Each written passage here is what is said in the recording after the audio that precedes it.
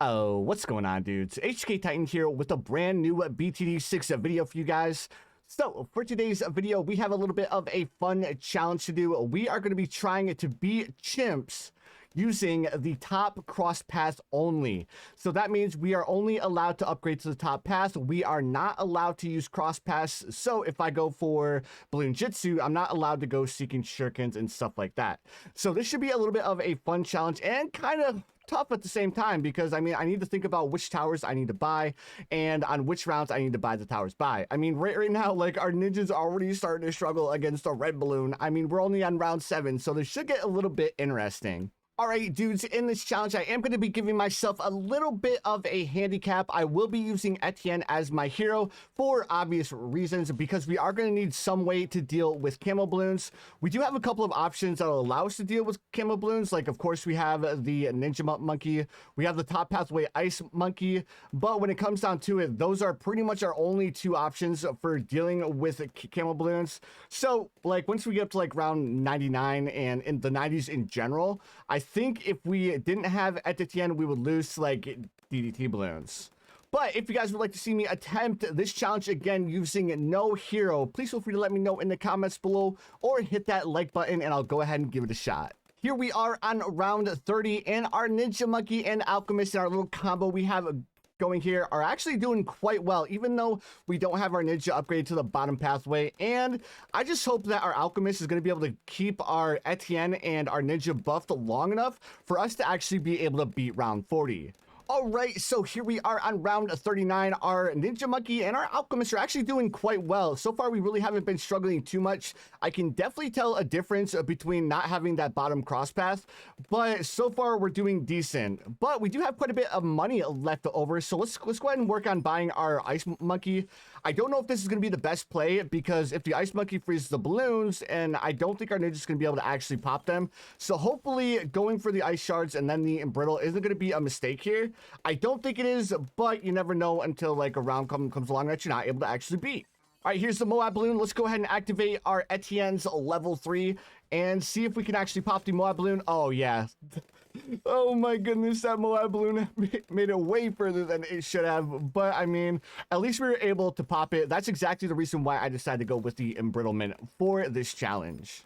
All right, so next thing we're probably going to do is we're probably going to go for the Ring of Fire, because I know the Ring of Fire is going to help us out a lot with some of the higher tiered rounds, specifically round 63, because I feel like round 63 might give us a little bit of trouble if we don't have a way to deal with those ceramic balloons. And guys, I am so happy I decided to go with Etienne here, because I'm just like watching my Ice Monkey just slowly pound the ground. So there's no way he would be able to reveal all of the DDT balloons on round 99, and we definitely would have lost in the late game. So here we are. I was just thinking to myself, what towers could I grab to support my Ring of Fire and my embrittlement? And the one tower I thought of is, what if we go for primary mentoring? Because, I mean, we're using primary towers, so if we go for primary mentoring, it should give us a little bit of a buff. And on top of that, we also have the Jungle Drum, which is going to increase their attack speed. So maybe our Ice Monkey will be a little bit more effective and actually be useful in the late game. Oh man, around 60, our second big hurdle, trying to pop a BFB. Oh man, we were easily able to deal with that. I don't even know why I thought we were going to struggle with round 60. But for some reason, I was just thinking that BFB was a little bit stronger than it actually was.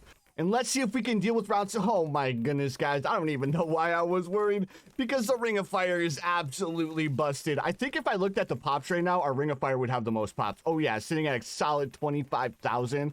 Our Etienne is doing pretty well too. I think the reason why we've been able to make it so far is because our Etienne is doing a little bit of carrying in the early game. All right, now the next thing we want to do is we just want to save up that $49,140 dues to buy the Infernal Ring. And I think we should be good up until like round 90. And guys, we are almost at the point where we can afford to buy our Infernal Ring. And then from this point on, I think we should crush it up until the late game.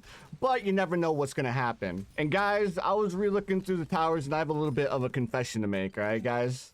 And I know some of you guys are probably like scratching your heads or beating your heads against your keyboards, but for some reason, I just completely had a brain fart and I forgot that plutonium reactor is in the top pathway. So I guess we could have tried the plutonium reactor instead of Etienne, but you know what, guys? We're just gonna go ahead and play this out because I think it should be, or this should still be pretty fun. All right, dudes, we have another big hurdle here on round 80. Let's see if we can. Oh man, our Infernal Ring is already shredded the ZOMG. I don't even know why I brought you guys back because that was just like embarrassing for the Bloons. I mean, come on, Bloons. If you're gonna send something my way, at least send like something that can actually make it to our towers. Come on, dudes.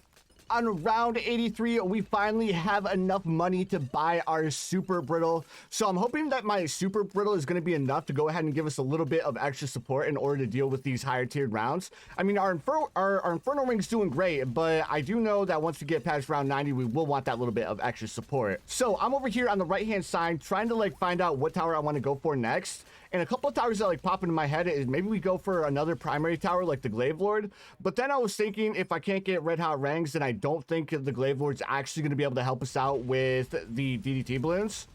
And then I was thinking about the sniper. I was also thinking about carrier flagship. And then one tower really stuck out to me, and that's going to be the Monkey Ace. Because if I go for the Monkey Ace and then go for the Sky Shredder, are we going to be able to get that $43,000 in order to afford it? Because if we can, that'll be a big boost to us because it'll give us a lot of extra Moab popping power. All right, guys, I just did a little bit of thinking with my brain thing, and I'm going to go ahead and actually go for the Sky Shredder here because we will be able to get that $43,200 before round 100. I actually think we should get it somewhere between round 96 and 98, if I'm not mistaken, but I have been wrong in the past. Round 94, it seems like round 94 is going to give us a little bit of trouble. Man, guys, I am so glad I ended up going with Super Brittle because the Super Brittle paired with the Infernal Ring is absolutely doing a great job. Like I was saying, these ZOMGs are making it a little bit further than I would like, so I'm kind of wondering how round 98 is going to go because round 98 might be a little bit on the tough side. And guys, we are currently sitting at not 95, but $35,000. We are so close to our Sky Shredder. All right, round 95 is going to give us a little bit of trouble. I'm going to go ahead and activate our Etienne's level 10, guys, because these balloons are definitely making it a little bit further than we would like them to. And we definitely don't want to lose. We're so close to the end, dudes. All right, my calculation was just a tiny bit off. We are able to afford our Sky Shredder in the middle of round 96. So let's go ahead and buy this bad boy. And I'm going to go ahead and switch it over to a Figure Infinite. That way it has a little bit more time set on the actual balloons themselves. Oh, man, this Sky Shredder is doing so well, but it's not doing very well because it doesn't have sharper darts. Oh, no. But like I was saying, it should be able to help us out quite a bit. I mean, it's already got 85,000 pops, dudes. Our Sky Shredder is crushing it. All right, round 98. Let's see if our towers has what it takes to actually be one of the hardest rounds in BTD6. Oh, you can watch our shredder just like stop firing when it goes over the Moab balloons because it doesn't have that extra pierce that it gets from sharper darts. Ooh, buddy. Oh man, am I gonna have to activate our Etienne's level 10 to bail us out again? All right, I think I need to activate Etienne's level 10 to bail us out. I think we could have beaten that.